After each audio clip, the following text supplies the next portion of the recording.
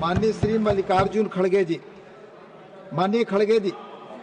मेरा अच्छा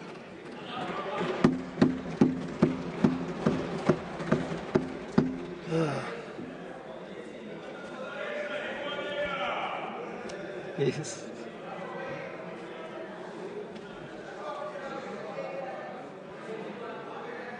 सर, आपने मुझे आखिरी वक्त समय दिया, इसलिए मैं आपका आभारी हूँ, क्योंकि लोग सभी अब नींद में जा रहे हैं और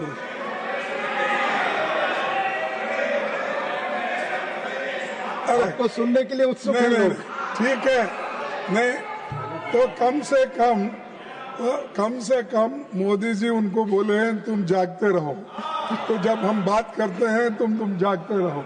ठीक है, तो सर मैं चंद बातें आपके सामने इसलिए रखना चाहता हूँ, ये बहुत बड़ा इम्पोर्टेंट कानून है, एक्ट है। इसको हम लाइटर इसमें नहीं लेना चाहिए, क्योंकि ये गरीबों से संबंधित कानून है और इसके साथ छेड़छाड़ करना अच्छा नहीं।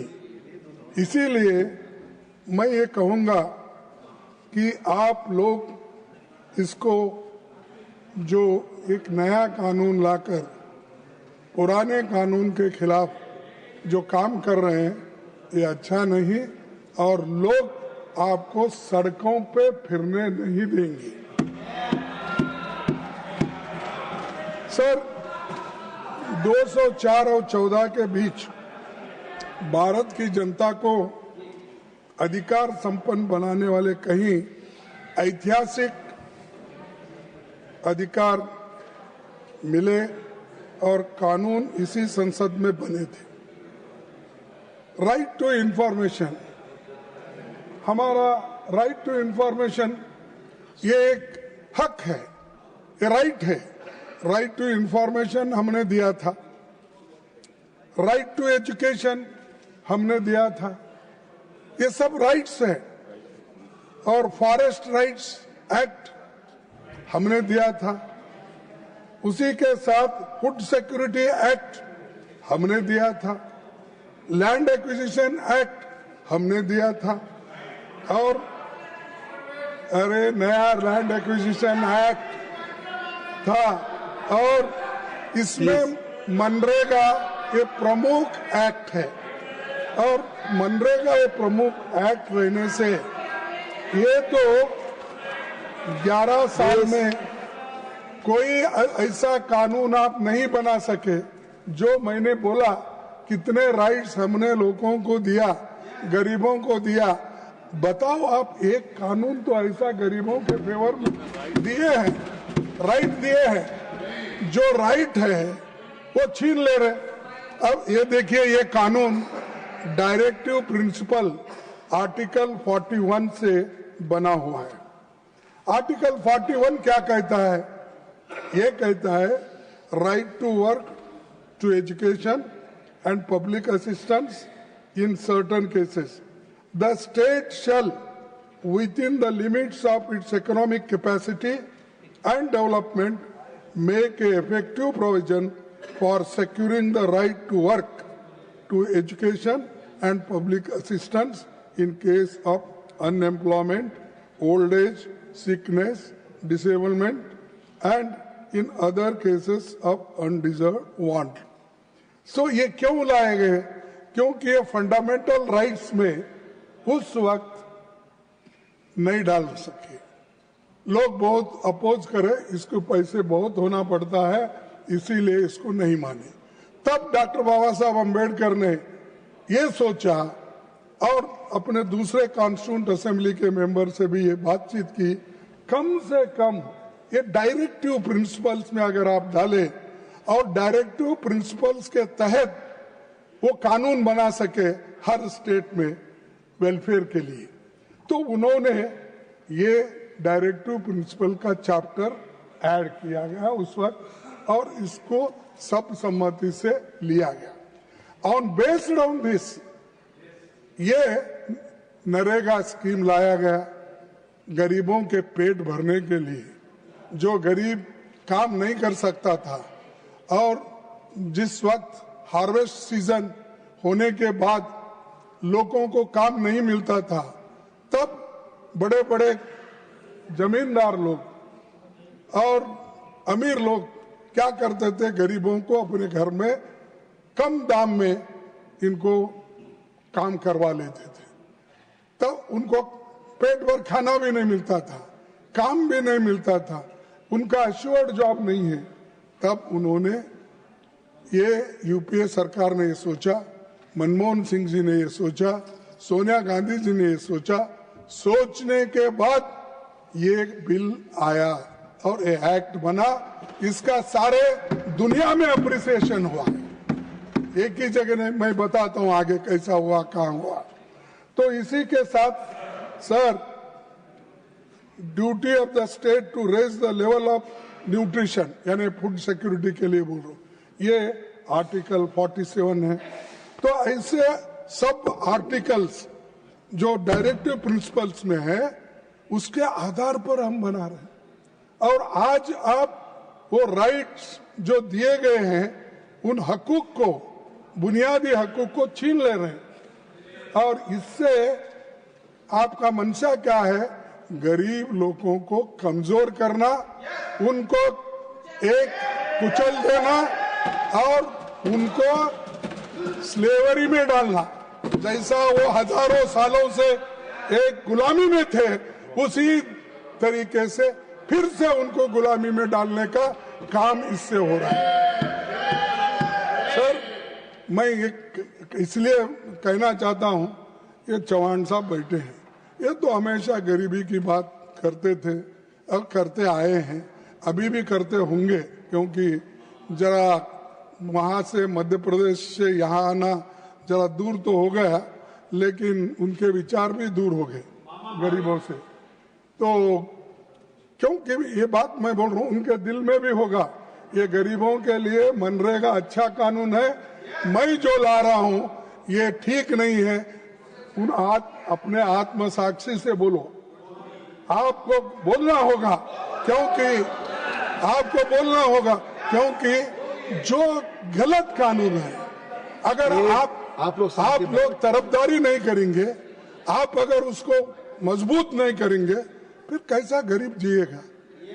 तो मैं आपसे निवेदन करूंगा कि इसको और मजबूत करने की कोशिश करो, इसको वीक करने का, कमजोर करने का आपके हाथ से नहीं होना, क्योंकि आप हमेशा कमजोर लोगों की बात करते हैं, महिला की बात करते हो, कौन सा लाडली बहना, कौन से स्त्रियों के, हाँ बोल के, और मामा चाचा क्या क्या के नाम उनको मिले उस वक्त। ये सब क्यों मिले? कम से कम लोग, मामा मामी, ये सभी लोग काम करने के लिए इनके एक प्रेम से वो लोग कहते थे।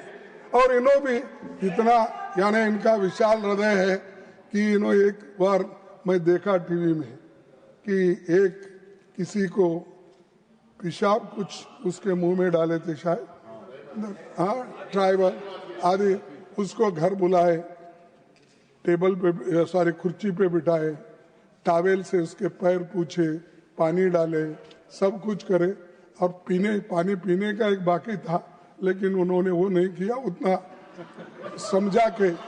तो उसलिए उन्होंने अपना कंपैशन दिखाया, करुणा ये दिखाया।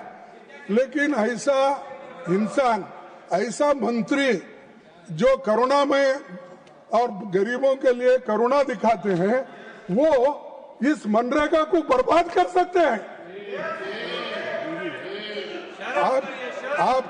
आपका कोई ना कोई मजबूरी है, वो आप बाहर नहीं निकाल रहे। नहीं तो सर, वो हमेशा हंसते रहते हैं और सबके साथ हंसते मिलते हैं, लेकिन अब यहाँ आने के बाद इतना दुखी हो गए, इतना परेशान हो गए, क्योंकि पूरा दिल्ली में आने के बाद एक तो पोल्यूशन है ही है, लेकिन शायद आपके सरकार में बहुत बड़ा पोल्यूशन है। और दूसरी चीज, ये जनता के अधिकार छीन लेने का जो काम कर रहे हैं, आपको कल के दिन ऐसा ही एक समय आएगा जिस ढंग से आप 3 कृषि काले कानून को वापस लिए, तो ऐसा एजिटेशन आपको चाहिए कि लोग आपको गड़बड़ करने से, रास्ते बंद होने से, गोलियां खाने से यही पसंद है। उसी वक्त अगर आप ये करते हैं तो लोग मजबूरन रास्ते पे आएंगे, सड़क पे आएंगे, गोलियां भी खाएंगे, लेकिन इस कानून को सपोर्ट कभी नहीं करेंगे और हम लड़ते रहेंगे।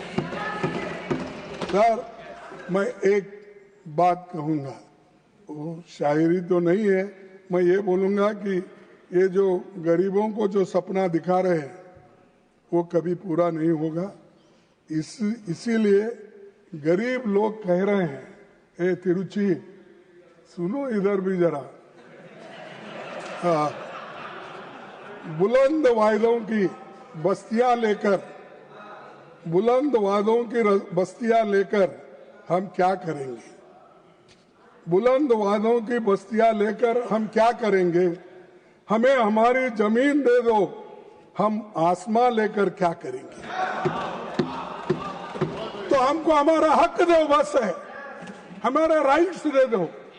हम इसमें जीते हैं, लोग जी रहे हैं, और आप इस चीज को गुमराह करने की कोशिश करेंगे तो मैं आपको ये एक सुझाव दे रहा हूं कि मनरेगा को पुराने रूप में जारी रखिए और इसको आगे बढ़ाइए, इसको मजबूत करिए, तभी इसको एक विशेष जो स्थान मिलेगा, नहीं तो सभी गरीब लोग बर्बाद हो जाएंगे। सभापति जी, महात्मा गांधी जी का नाम सभी लोग लेते हैं और हम कभी महात्मा गांधी जी के बारे में अगर ज्यादा बोले तो वो लोग तो उठ के अपने पुराने लोगों के, लीडरों के नाम लेते रहते हैं। वो मैं बोलना नहीं चाहता, वो चाहे अच्छे हो, बुरे हो, कुछ भी हो, जेल में गए हो, और आज ये लोग क्या कर रहे हैं?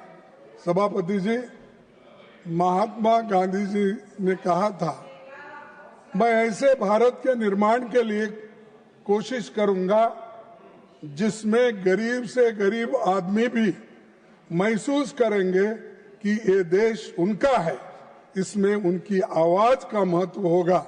ये महात्मा गांधी जी ने कहा। तो ये गरीबों का आवाज है इसमें, मनरेगा एक्ट में। इसको खत्म मत कीजिए, इसको बर्बाद मत कीजिए, नहीं तो 140 करोड़ में से 50 करोड़ लोग जो इस पे निर्भर है, उनका श्राप आपको लगेगा। तो आप तो श्राप नहीं लेना चाहते हैं, इसीलिए बाहर आओ, लड़ो इसके लिए, नहीं तो आपका नाम पूरा, जितना भी आज तक आपने नाम कमाया है, वो पूरा बर्बाद हो जाएगा। तो मैं ये कहना चाहता हूं।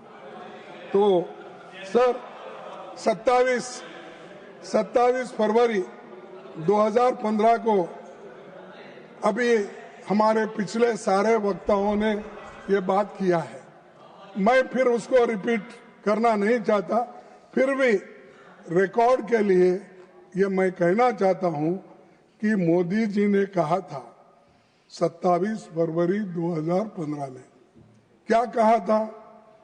मेरी राजनीतिक सूझबूझ कहती है कि मनरेगा बंद मत करो। मनरेगा आपकी नाकामियों की जीता जागता स्मारक है। ये किसको बोले? कांग्रेस वालों को बोले। आजादी के 60 साल बाद भी लोगों को गड्ढे खोदने को भेजना पड़ रहा है। इसे मैं बंद नहीं करूंगा, इसे बचाकर रखूंगा ताकि दुनिया को दिखा सकूं कि कांग्रेस ने क्या किया।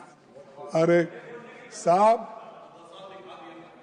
नहीं, आपने ये बार बार बोला, एक बार नहीं अनेक बार बोला, और आज वो मनरेगा सही साबित हो गई और मनरेगा ही लाए।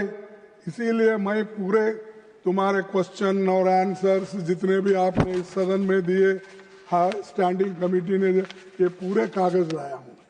अगर मैं सभी चीजें मैं बताऊंगा, खुद एक ही पढ़ के मैं बोलता हूँ आपको, मैं ले ही करता हूँ, लेकिन कम से कम आप ले करने के बाद भी वो लेकर पढ़ते नहीं ना, इसीलिए मुश्किल है। तो sir, government of India has made assessment of implementation of the Mahatma Gandhi Narega through third-party study in terms of increase in household income, poverty elevation, etc. by development, monitoring and evaluation of Niti Aayog. Study report has acknowledged the role of Mahatma Gandhi Naregas in providing livelihood security for the rural poor through creation of durable assets, improvement water security, soil conservation and higher land productivity. ये answer 16 तारीख, यही 16 तारीख को 16/12/2025 को आपने दिया। यानी ये अगर ठीक नहीं है तो इसको आप गालियां देते हो और ये स्कीम को आप हमेशा इसको एक अलग नजरिए से देखते हो, तो ये आपने ही आंसर दिया है। इसी सदन में आपने बोले, सो मैं बोल रहा हूँ, ये पूरे जितने भी 5-6 कागज है मेरे पास, ये सब आपके लोगों ने स्टैंडिंग कमेटी में बोले सो है, आपके लोग प्रश्न का उत्तर देने में बोले सो है, और आपके लोग खुद माना है कि ये स्कीम बहुत अच्छा है, इससे असेट क्रिएट किया गया है। तो इसीलिए नरेगा उस वक्त लाया गया 90-10 पे, 10% स्टेट का, 90% सेंटर का। लेकिन अब आप क्या कर रहे हैं? आप वो भी काट छाट करके 60% आपका, 40% स्टेट का। तो उसके बजाय आप एक स्कीम ही बंद करो ना, क्योंकि अगर आप एक तरफ आप गरीबों को उनका गला घोट रहे हो और उनको जिंदा रखने की भी कोशिश कर रहे हो, ये नहीं होगा। आप लोग हमेशा, मैं ये कहना चाहता हूं कि आपकी सोच कम है, सिर्फ आप किसी और नजरिए से देखते हैं। अरे ऐसी चीजें तो मिलजुल के करना है, और जब मिलजुल के हम नहीं करते तब देश बर्बादी की ओर चले जाता है। और दूसरी चीज, आप तो ये स्मारक गड्ढे गिड्ढे सब खोदे, सब बोले, तो अब भी गड्ढे खोद रहे हैं ना, अब क्या कम है? तो सर, मैं और एक बात कहूंगा, ये सफल योजना है और ड्यूरेबल असेट्स बने हैं, इससे बहुत फायदा है, इसीलिए इसको दिन घटाना भी अच्छा नहीं है। पहले तो 100 दिन का था, अब 100 दिन जाके अब 125 दिन करना चाहते। अरे जब आपके रिपोर्ट में ये लिखा है कि मैं वो पढ़ना नहीं चाहता, बहुत लंबा हो जाएगा, और आप जो समय दिए उसका भी दुरुपयोग नहीं करना चाहता, लेकिन आप जो असेट्स आज कुछ बन गए हैं, ये है मनरेगा की देन, ये है यूपी वालों की देन, ये है यूपीए सरकार की देन। तो आप जरा समझिए, और चौहान साहब फिर एक बार सोचिए, आपको टाइम है अभी भी वापस लेने का, कानून वापस लेने का समय है अभी भी, तो आप लीजिए। और ये जो, हाँ यस, तो ये नहीं, कई कानून वापस लिए ना, क्या अब आपकी सरकार को कुछ धक्का लगा? 3 काले कानून वापस लिए कृषि के, और ये अगर लिए आप हीरो बन जाएंगे, अब मामा के जगह मामा जी बन जाएंगे सबके। तो ये है सर, इस कानून की पड़ताल जिस समय स्टैंडिंग कमेटी ने की तो बीजेपी के नेता कल्याण सिंह के अध्यक्षता में हुई थी। क्या कहा उन्होंने? 2 अक्टूबर 2009 को नरेगा का नाम बदलकर Mahatma Gandhi national rural employment guarantee act रखा गया था। महात्मा गांधी नाम जुड़ने से इस योजना को एक मजबूत और व्यापक राष्ट्रीय पहचान मिली थी। मनरेगा महात्मा गांधी के ग्रामीण उत्थान, आत्मनिर्भरता और श्रम की गरिमा के विचारों को सम्मान देने के लिए किया गया था। गांधी जी वही हैं जिनके सम्मान में दुनिया के करीब, अब हमारे मुकुल वासनिक जी ने अपने भाषण में कहा था, मैं सुन रहा था कि G20 कंट्रीज के 20 राष्ट्राध्यक्षों ने गांधी जी के समाधि के सामने जाकर सर झुकाया। ऐसे महान महात्मा गांधी जी को आप इंसल्ट करते हैं, उनके नाम निकाल के जी राम जी, क्या राम जी, हाँ राम, तो ऐसा, हाँ जी राम जी, अरे ऐसा मत करो भाई, मुंह में राम बगल में छुरी मत रखो, मुंह में राम बगल में छुरी। गरीबों के लिए राम राम बोलते रहो, लेकिन बगल में तो उस छुरी रख के उसको आगे से पीछे से गर्दन पे छुरी रखे हो। और आप लोग ऐसे अगर काम करते गए तो आपको कोई माफ नहीं करेगा। और जो गांधी जी बोले हैं उसका, उनका जो गरीबों के आंखों से पानी यानी अश्रु को साफ करने का, वो नहीं आगा। और दूसरी चीज,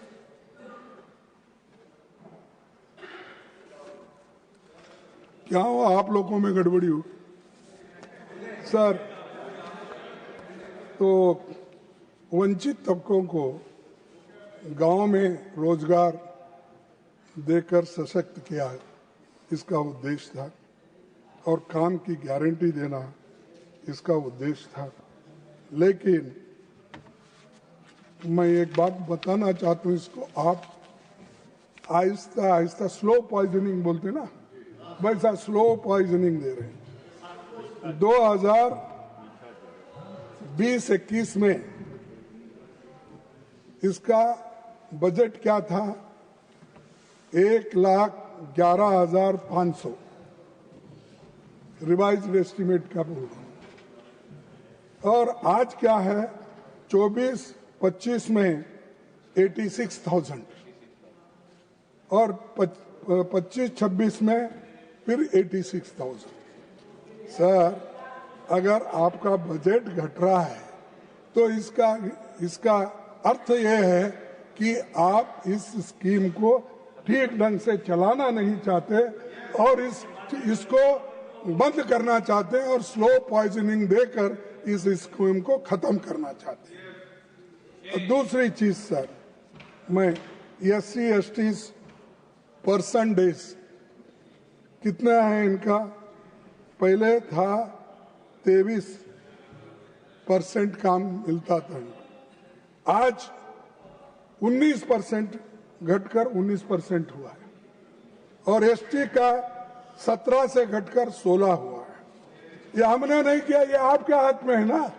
आप रिव्यू कर सकते हैं, आप मिलके लोगों को कह सकते हैं इधर आओ, ये काम क्यों नहीं हुआ, हमने इतने पैसे दिए फिर भी ये खर्च क्यों नहीं हो रहा, या खर्च अगर हुआ भी तो इतना काम क्यों नहीं हुआ, ये पूछने का आपका काम है। वो तो सब छोड़ दिए और अब तो सिस्टम ये लाए आप कि बफे सिस्टम का सिस्टम लाए, जो जाएगा जिसको जितना मिलेगा वो पहले खा लेगा, फिर उसके बाद पाप बेचारे जो पंक्ति में बैठते हैं उनको कुछ नहीं मिलेगा, वो घर को वैसा ही चलेगा। तो यही काम है, क्योंकि आपको पसंदीदा जो डिस्ट्रिक्ट है, आपको कौन सा स्टेट अच्छा लगता है, आपको कौन सी सरकार अच्छी लगती है और एरिया, जिला, ये सब देखकर आप पैसे देने वाले हो।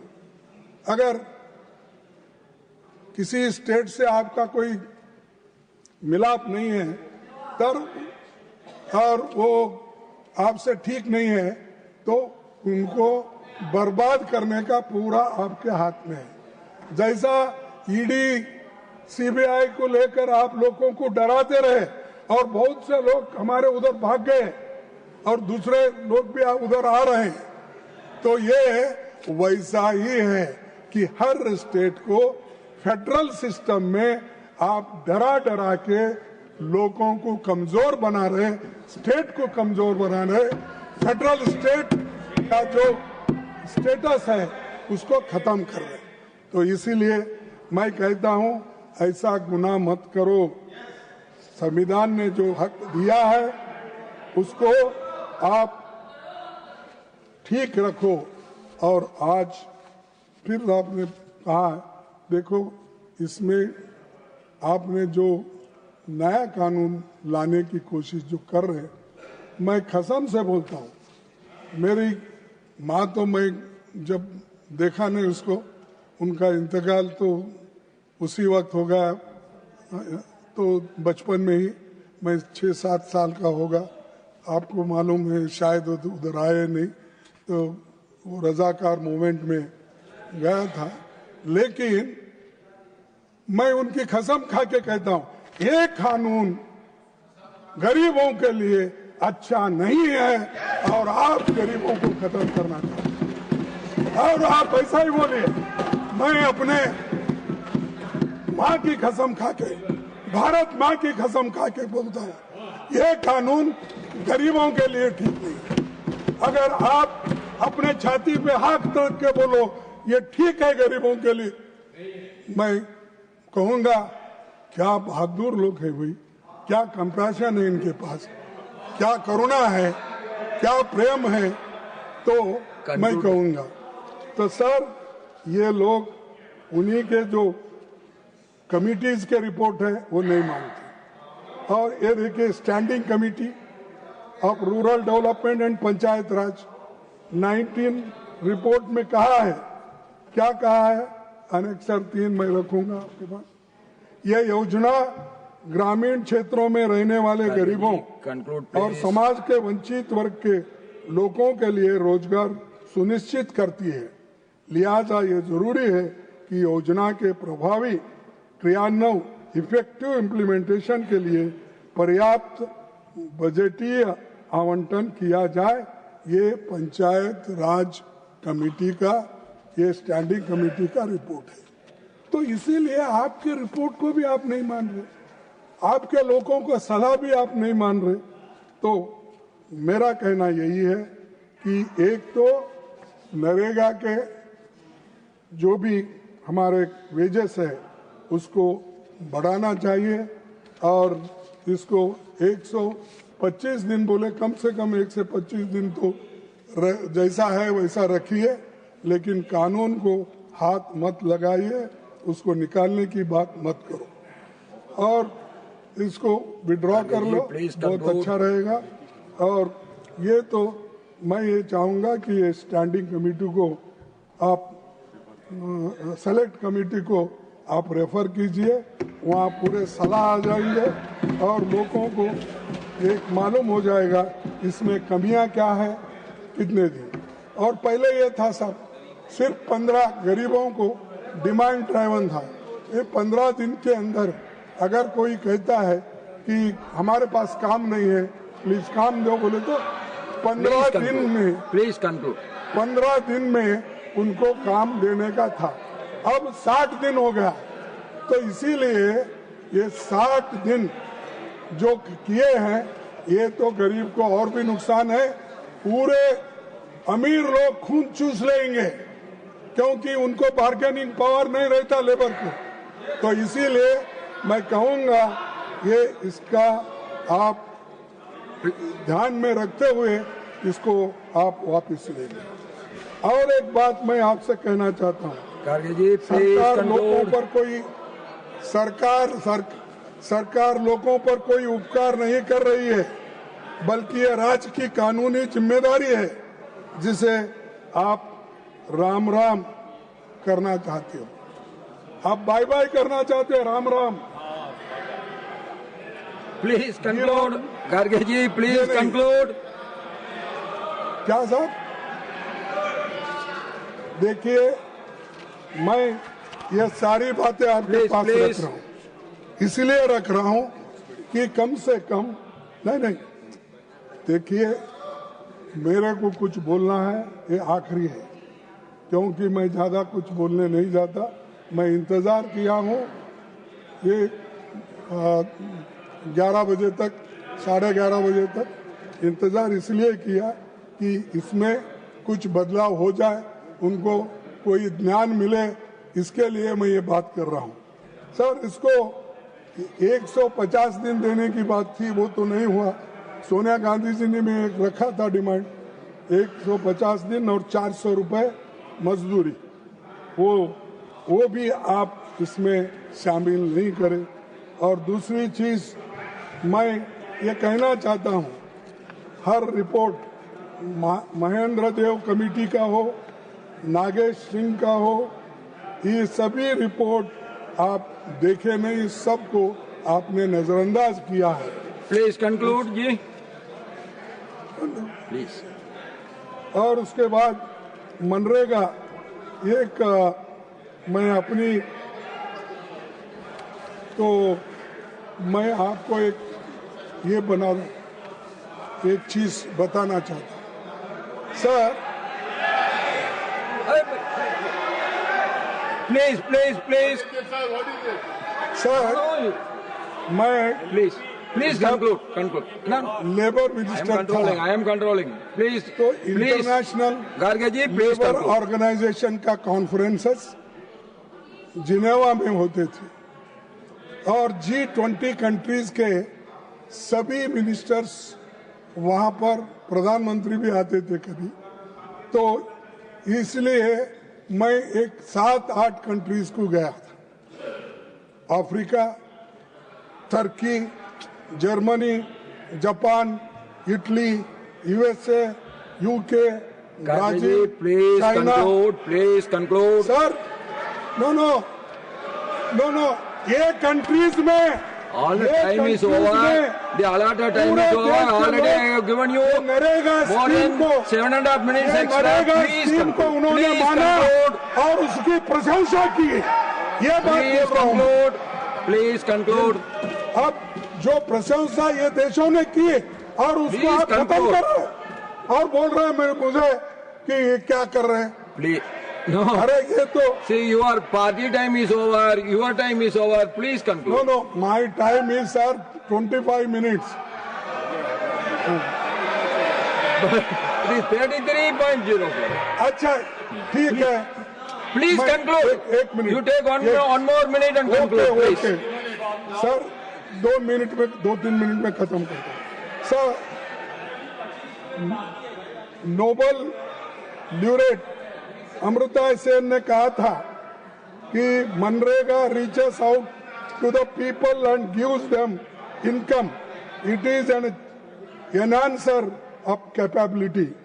It enhances their self respect and participation in life and community. ये हमारे नोबल ल्यूरेट्स के वर्ड है और ये जाने माने इकोनॉमिस्ट है।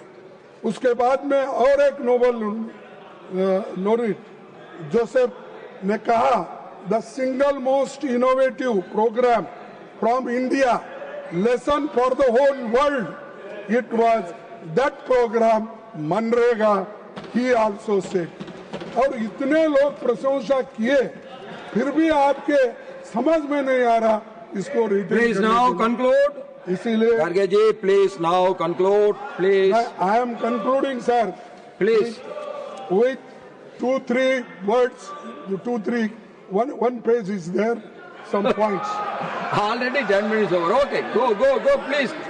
The state Conclude fast. The state shall, within the limits of its economic capacity, जो मैं यहाँ पढ़ के बताया आपको, उसी के तहत ये कहना है मुझे कि इतने होने के बावजूद भी, इतने लोग अप्रिशिएट करने के बावजूद अगर आप इसको निकालना चाहते हैं तो आप एक तो महात्मा गांधी जी को भी खत्म करना चाहते हैं, गरीबों को खत्म करना चाहते हैं, दलितों को खत्म करना चाहते हैं।